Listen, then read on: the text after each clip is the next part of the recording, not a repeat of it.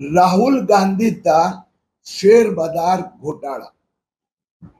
राहुल गांधीला प्रश्न मला असा विचारायचा आहे की तुम्ही देशातले 16 कोटी डीमॅट अकाउंट होल्डर छोटे गुंतवणूकदारांचं प्रतिनिधित्व करणार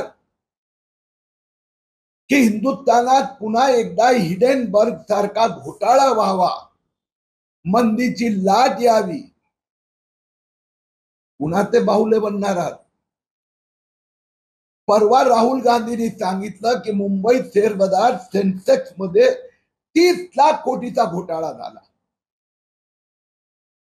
राहुल गांधीला माझा प्रश्न आहे की मार्केट कॅप पुन्हा एकदा 400 लाख कोटीचा वर झाला। सेन्सेक्सनी 76,693 आज पर्यंतचा उच्चांक गाठला। आता तुमचा 30 लाख कोटीचा घोटाळा गेला कुठे? तुम्हाला भारतातलं कॅपिटल मार्केट डाऊन करून भलं कुणाचं करायचं आहे?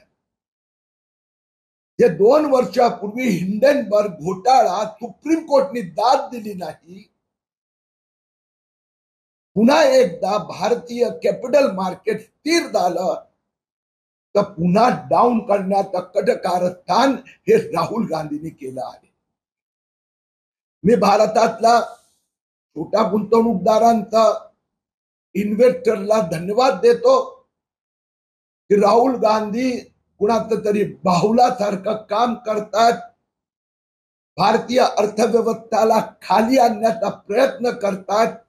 त्यांनी उत्तर दिला आणि पुन्हा एकदा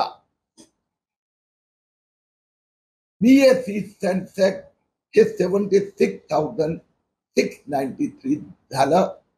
राहुल गांधी हिंदुस्थानात हिडेनबर्ग घोटाळा सारखी परिस्थिती आणू इच्छितात।